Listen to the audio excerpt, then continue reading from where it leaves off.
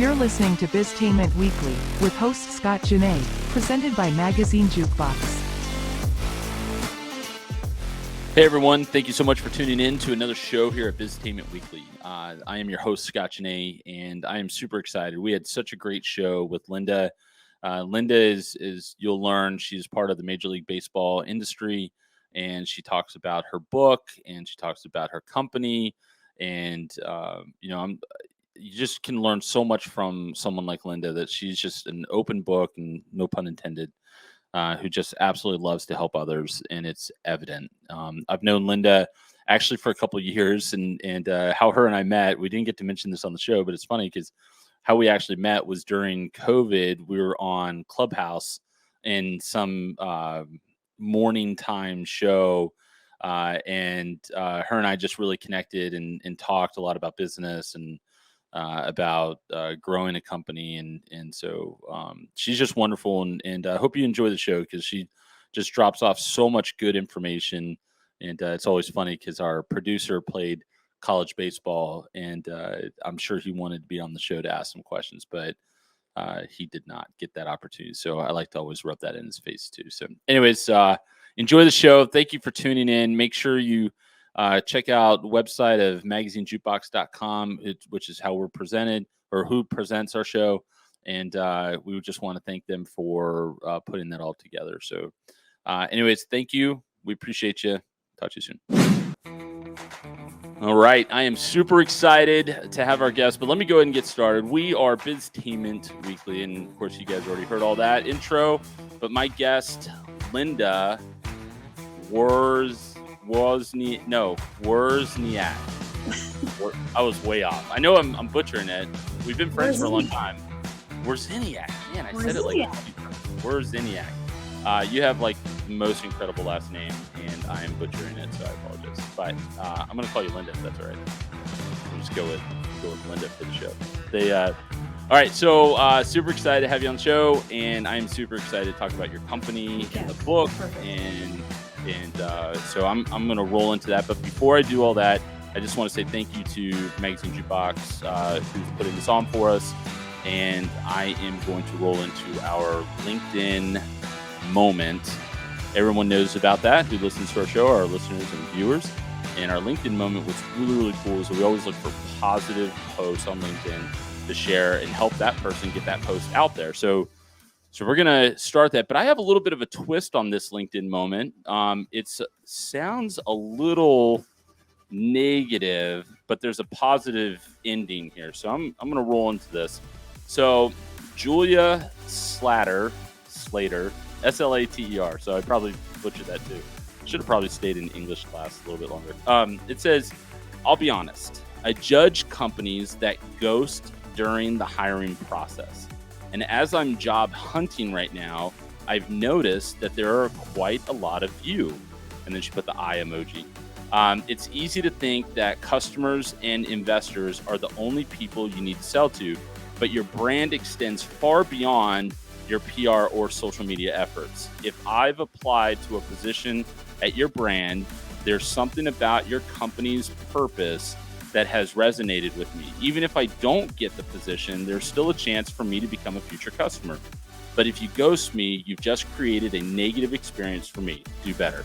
So the reason why I wanted to bring this up is, and I normally don't elaborate a whole lot because this seems to be somewhat negative in context, but it's really not. It's actually very positive for business owners and for those on social media, is just be mindful of what they're doing. And I think that it's true that you treat everyone as your best customer. And because when you do that, you ultimately gain. And I think that ghosting is this big epidemic that people just think like, hey, don't respond to an email. Anyways, I love this post, and I thought it was more positive for those who are ghosting to help them turn around and be more positive. Okay, so I'm going to jump off that one to more traditional positive LinkedIn moments. And this one comes from my buddy Jennings Cotton.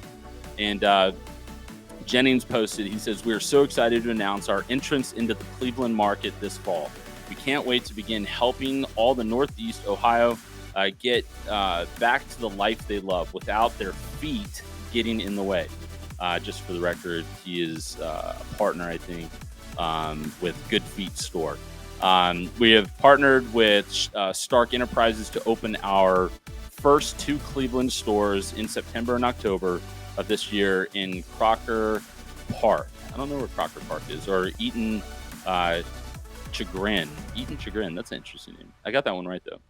Anyways, I love this post, and I just love seeing businesses expand and grow. And good job, Jennings. Very, very excited for you. So, all right, that wraps up my LinkedIn moment, Linda.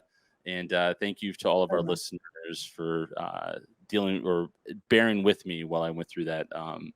It's a little bit of a different twist than what we normally like to do.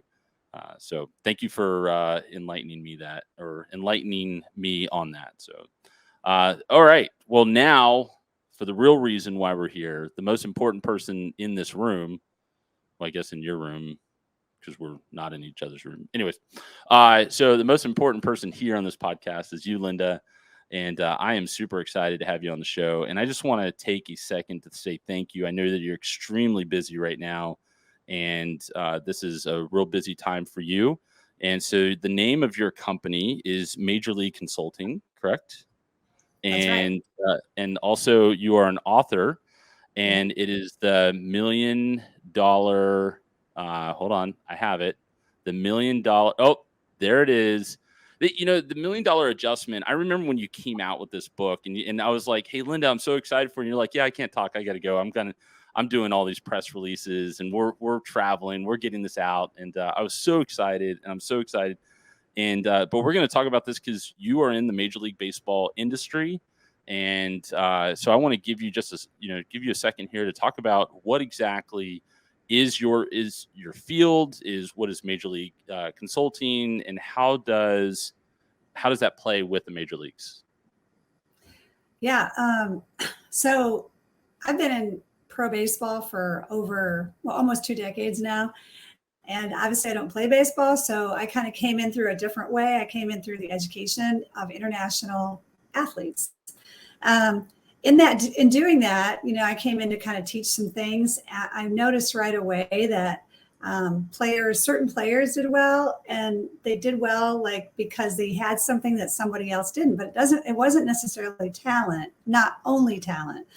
And so being in that environment, I learned that it wasn't just about intelligence, because that's what a lot of people thought. Oh, if he's a dummy or he's a smarty, or they had, it's baseball, so you have words. But the guys that did really well were the guys that knew how to adjust to pretty much anything, whether it was in the learning or whether it was in the performance or whether it was socially. Like, there was something about this idea of being able to adjust to whatever life throws them. And you don't see that very often. And then, coaches talk about it all the time. He needs to make better adjustments, or that guy makes, great adjustments. And so when you go around and you try to figure out what they mean by that, you realize that there really isn't a one size fit all kind of meaning. So for me, it was kind of like a journey I started on, especially after I met Dave Hansen, my first spring training. I was like, he told me that he played in the pros and he was a coach in the pros. And he said, life is about patience and adjustments. So I'm like, there's that word again. So anyway, I just kind of really went on this journey to figure out what is adjustments, and how is it that some guys do this better than others, and what can we do to help the ones that need to do this better.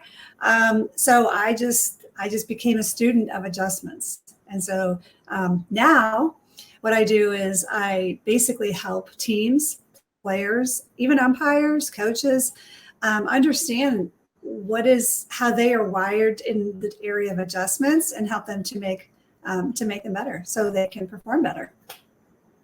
That is awesome. So being in the Major League Baseball industry is, from my perspective, right, is just like this, unobtainable thing. It's like, this is just not, I'm not going to have a way in there. There's no way that I would have anything to do with the Major League Baseball. And it was funny because I remember you and I talking, and I was joking about how I finally made it to the to the major leagues when I was talking to the Minnesota Twins, but something business related, had nothing to do with like any kind of actual talent that I have.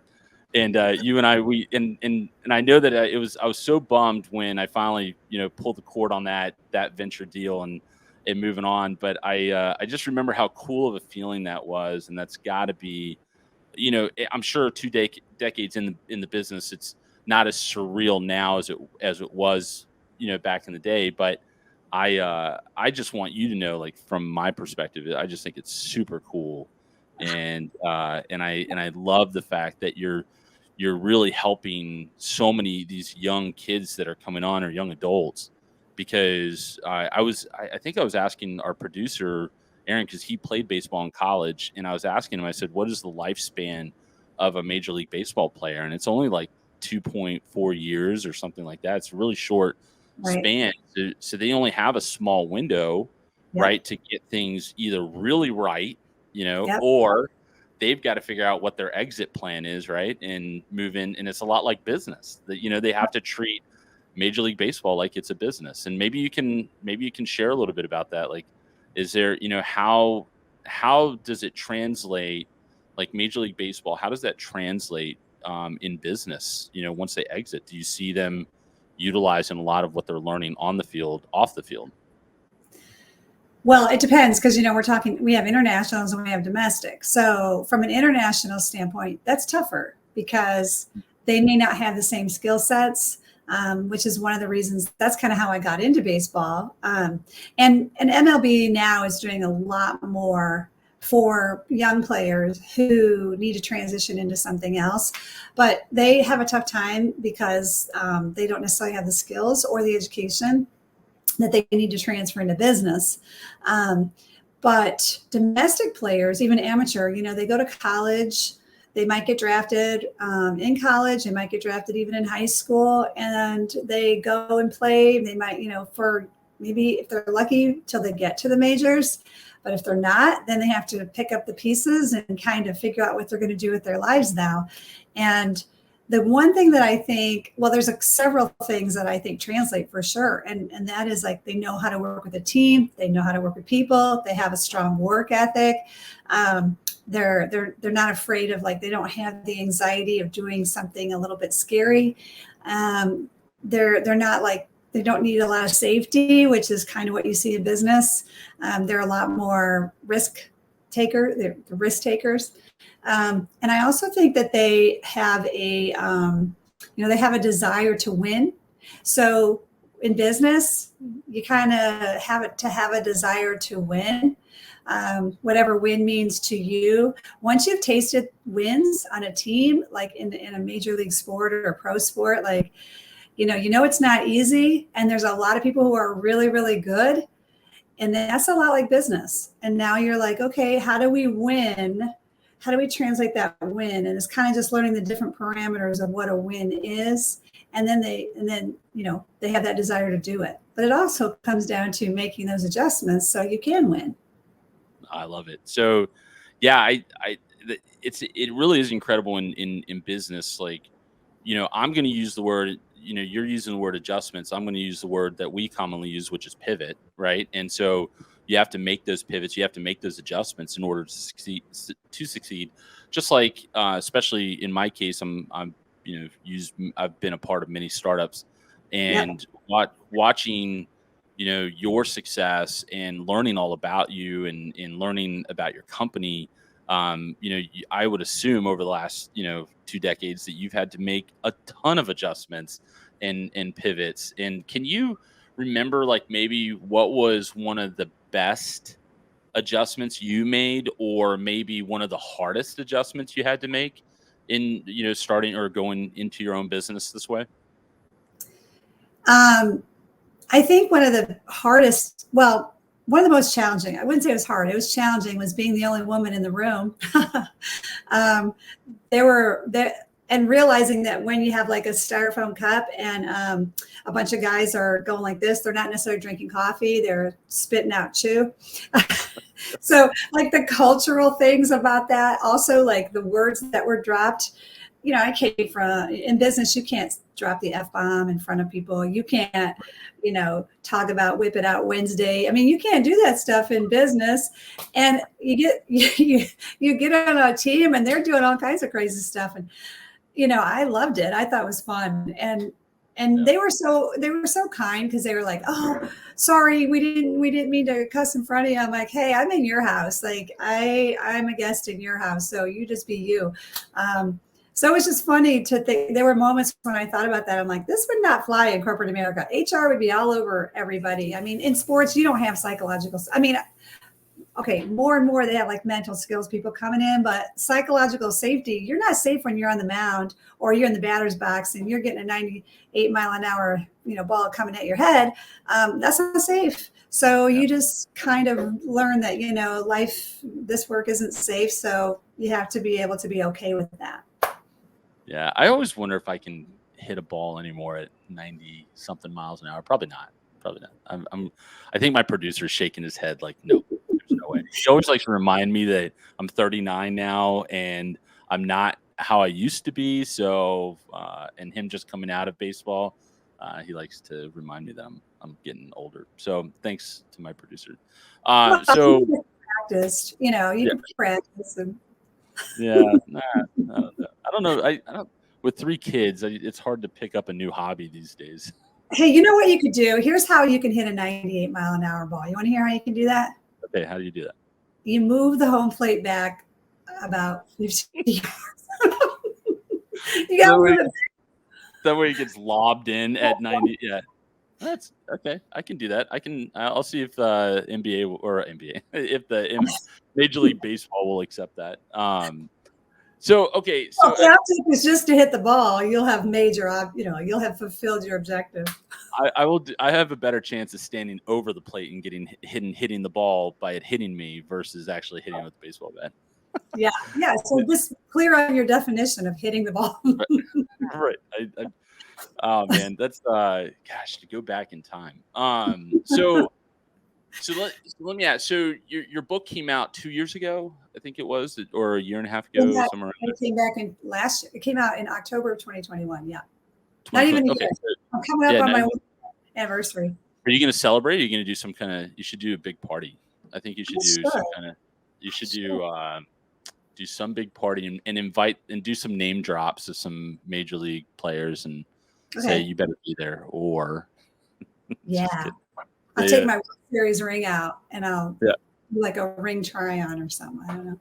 That's right. You just have to tell anyone, especially if you help anybody with the Los Angeles Dodgers. I'm wearing that hat. Right? I see that. If you tell or if you talk to anyone, just tell them, hey, send Scott a text. That'd be great. I'm just kidding. Don't do that.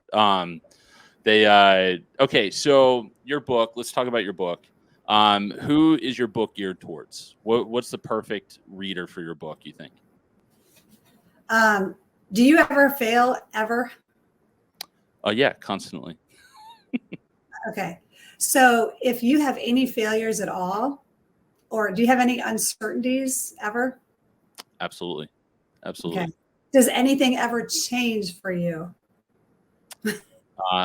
Yeah, often. So if you have any of those 3 things happen, you need the book. That's awesome. So, yeah, I mean, failure is going to happen, change is going to happen, and uncertainty is going to happen. So most people do not know how to pivot. And sorry, I laughed when you said that because I was thinking of Friends. Pivot. But if you're going to have any kind of like changes in your work, that means you're going to have to make an adjustment. And there are 5 elements of adjustment. That's kind of what all this has taught us, is that 5 major things come into play. And if you know those 5 elements and you know how you make adjustments, then you're not going to have anxiety. You're not going to freak out. You're going to go, oh yeah, okay, I know I have to do this. This is not what we expected. Maybe our forecast was off, or the supply chain went down or something like that. And now we have to make an adjustment. And people who adjust well know they have those 5 elements. They have them pretty they're very fluid in those, and they're not like stuck in one really concretely or the other. So knowing yours is important, and then knowing and like sharing about this with other people that work with you or work in your world is really important, because most people we've found are steady eddies. There's nothing wrong with that. I'm just saying they're not the all-stars. So the steady eddies, and that's not bad. It just means that they have a different, they might have a certain element that they could bring up when the rubber hits the road, when they need to hit a homer. When you need to hit a home run, and you don't have a lot of all-stars, or you need to help build a couple all-stars, you just need to pull up an element here or pull up an element there. Really helps. I love that. You took me right back to 9.5 years ago when I was launching a company, and I remember I looked at my wife and I said to her, I just don't understand why everybody who's working for us doesn't want to own their own company and do what we're doing. Like, I don't understand this. And my wife just looked at me. She just kind of looked at me dumbfounded. She goes, well, I don't want to do what you do. Like, she's like, so what are you saying about me? Like, she goes, I'm a supporter, and I don't mind being a business owner, but being an entrepreneur is completely different than just being a business owner. And I just remember I looked at her and I just said, I guess, you're right. You're right. It's not meant for everyone, but that being said, for everyone, there's still adjustments that can be made. There's still things that they could do within their comfort zone that makes them, better at their job or better at what they're doing. So you just took it way. Oh, well, yeah. When you have experience with it, it resonates. And I will tell you, I bet if I were to test you, I would find that you run fast. You have a fast internal timing. And I don't know what your position was. You said you played baseball? Yeah. I played very little baseball, but I was first baseman. Okay.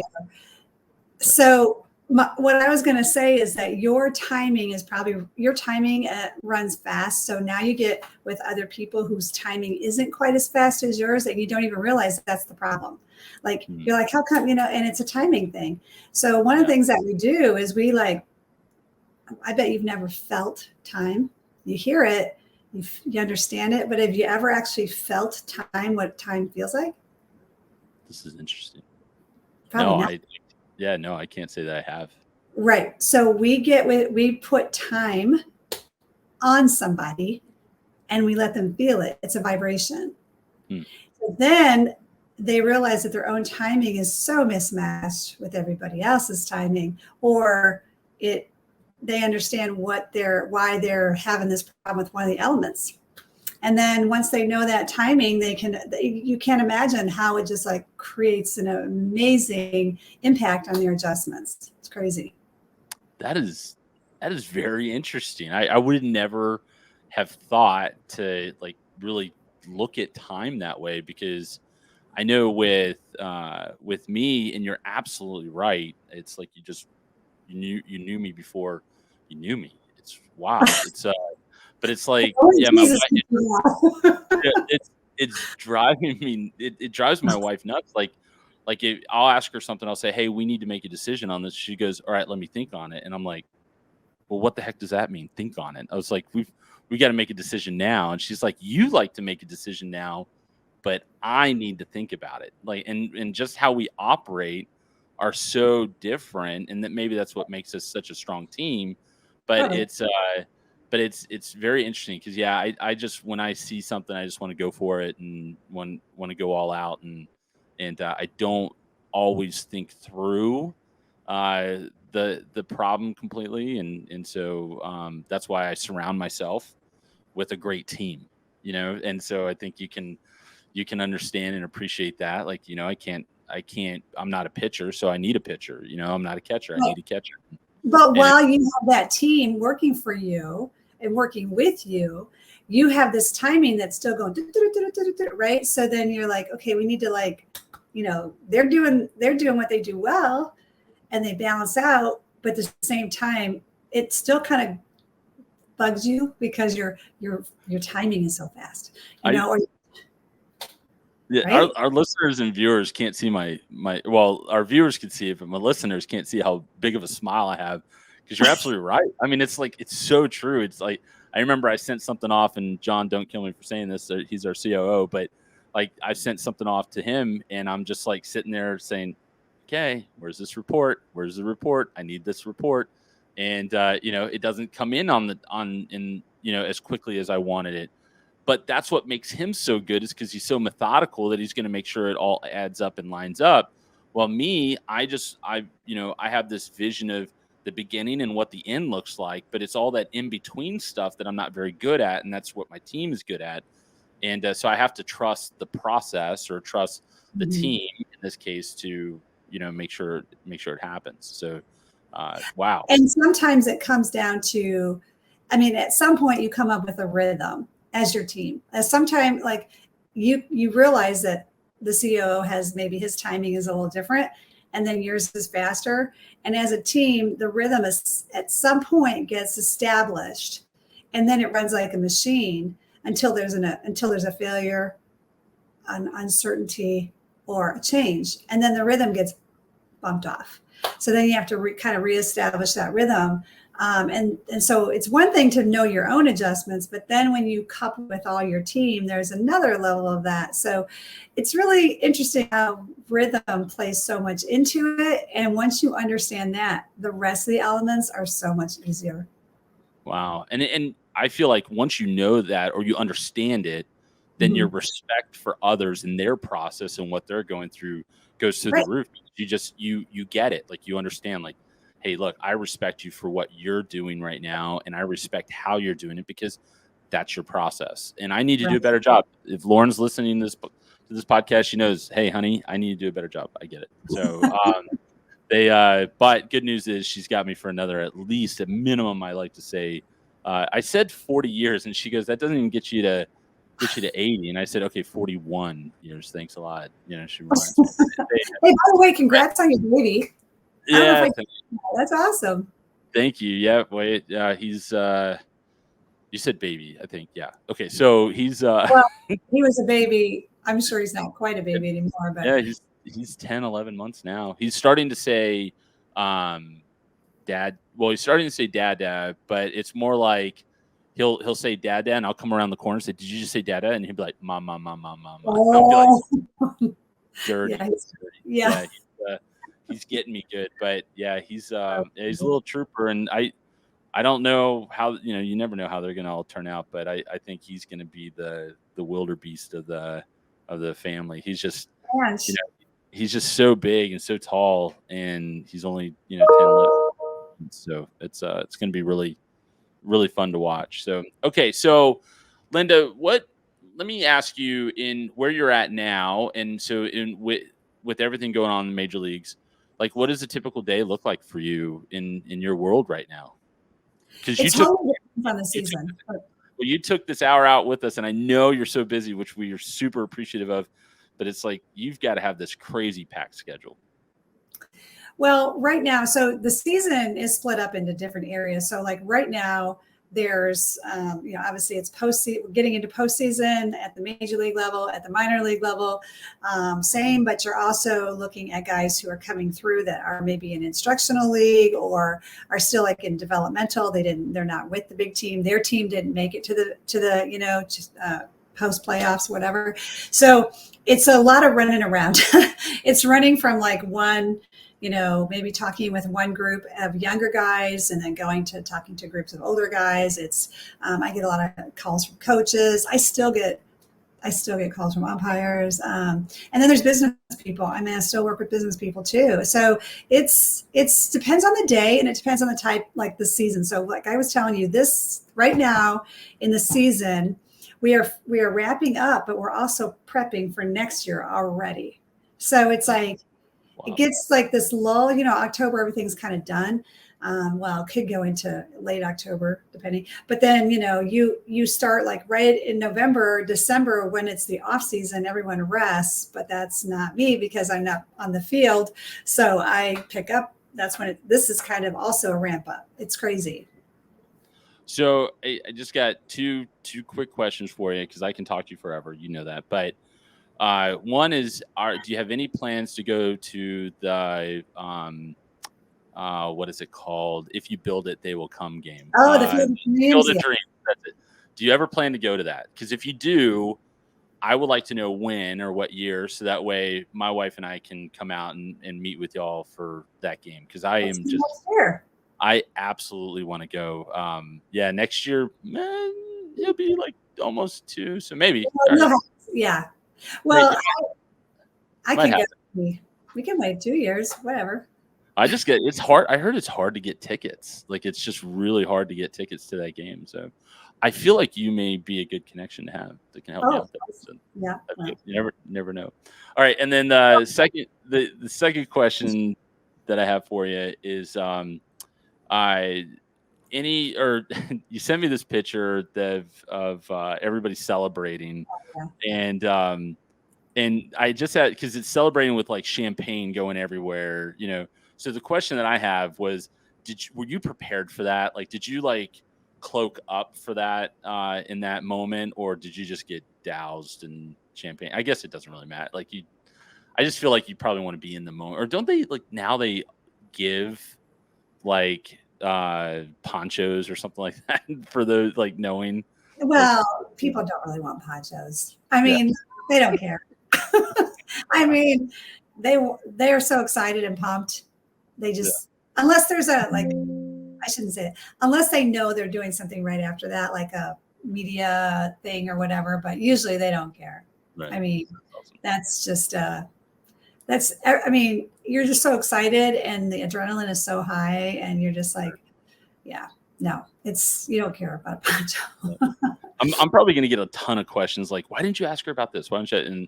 And so we'll have to bring you back on, and I'll probably dive even deeper on this. But Linda, you have been a fantastic guest. Can you want to give any any social media shout outs, or any, not shout outs, but would you like to give any links where people can find you, or your website and all that? So I want to give you that time to share with our listeners and viewers.